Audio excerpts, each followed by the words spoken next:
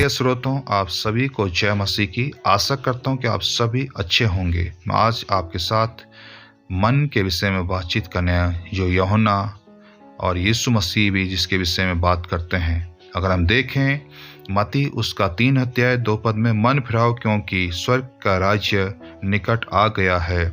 उसी विषय को यीशु मसीह भी कहते हैं मत्ती 4 अध्याय 7 पद में, उस समय से यीशु ने प्रचार करना और यह कहना आरंभ किया, मन फिराओ क्योंकि स्वर्ग का राज्य निकट आया है।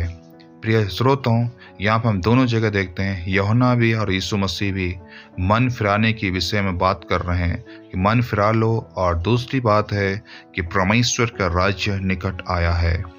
प्रिय लोगों, हम देखते हैं कि उस समय के लोग भी एक राज्य के विषय में, एक राजा के विषय में इंतजार कर रहे थे, एक मसीहा के विषय में इंतजार कर रहे थे कि जो उन्हें जो है कि उस गुलामी की दशा से, जो रोमी साम्राज्य के रोमी जो है कि राज्य के विषय में बताया गया, कर का उसूल लेना, या वो एक ऐसी दशा में थे कि उनके पास कोई आशा नहीं थी और इंतजार कर रहे थे कि ऐसे मसीहा के जो उन्हें छुटकारा देगा, जो उन्हें नजात देगा, जो उन्हें जो है कि उन सारी विपत्तियों से बचाएगा। उस समय के लोग, जो यहूदी लोग थे, उस समय के जो मनुष्य थे, वो नाना प्रकार की बातों में जो है कि फंसे हुए थे, गुलामी में थे। और कुछ ऐसी गुलामी जो सरकार की ओर से थी और कुछ ऐसी गुलामी जो मन की ओर से थी, जिसमें वो दुष्टता की ओर से थी। कुछ लोग पाप की गुलाम में जी रहे थे, कुछ लोग ऐसे थे जो अपराधों में जी रहे थे, कुछ लोग जो निराशाओं में जी रहे थे, कुछ लोग ऐसे थे कि जो है कि सरकार के साथ तो थे परंतु पाप में जीवन जी रहे थे।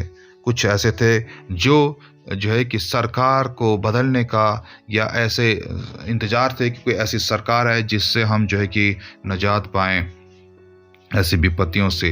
तो सभी लोग जो है कि अलग अलग तरीके से इंतजार कर रहे थे, परंतु उनके मनों को चैन नहीं था। हर रोज इंतजार करते थे कोई आएगा जो हमें छुटकारा देगा।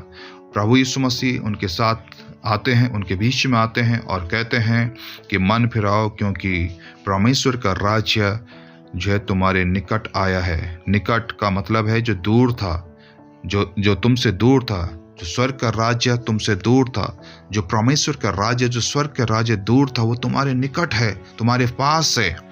और इस बात को कहता है कि तुम मन फिरा लो पहले।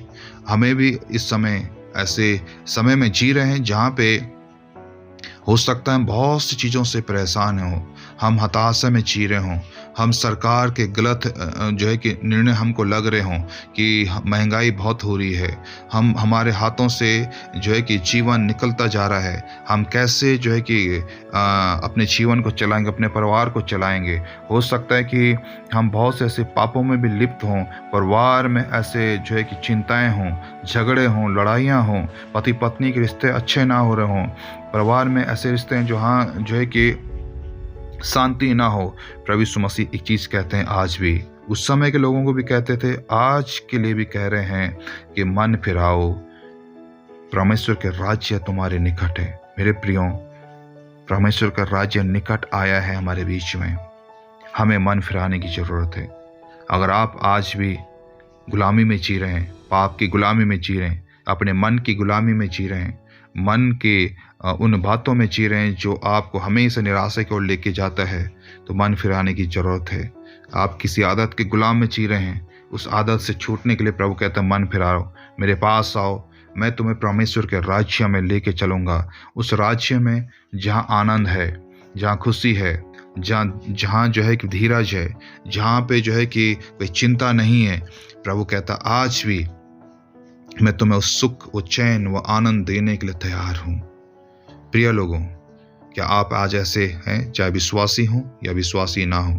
अगर आप किसी बात से चिंतित हैं, अगर आप किसी ऐसे बातों से जो आपको खाई जा रही है अंदर अंदर, ऐसे रिश्ते से, तो प्रभु कहता है मेरे पास आओ, मैं उस रिश्ते को जिससे आप परेशान हैं, मैं तुम्हारे लिए वो आनंद का रिश्ता बना दूंगा।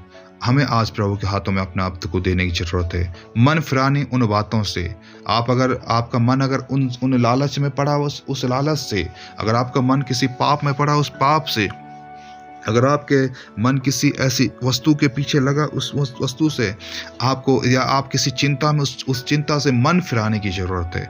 उस समय के लोगों को कहा गया था, आज भी प्रभु कहता है मन फिराओ, क्योंकि मन फिराओगे तो आप परमेश्वर के राज्य को या स्वर्ग या उस राज्य का आनंद उठा सकते हैं। तो क्यों हम आज चिंताओं में रहें, परेशानियों में रहें, जब प्रभु हमारे साथ में है, प्रभु हमारे पास है, प्रभु यीशु मसीह हमारे जीवन को बदलना चाहते हैं। तो क्यों ना हम अपने आप को प्रभु के हाथ में दें, प्रार्थना करें प्रभु से कि प्रभु मेरे मन को फेर दीजिए, ताकि मैं आपका उस राज्य का आनंद उठा सकूं जो प्रभु ने मनुष्यों के लिए रखा है, जो मेरे लिए रखा है, आपके लिए रखा है, हम सब के लिए रखा है। क्यों ना हम उस आनंद को लें। इसलिए अपने आप को प्रभु के हाथ में सौंपें और प्रभु से प्रार्थना कीजिए। प्रभु आप सब लोगों को आशीष दें।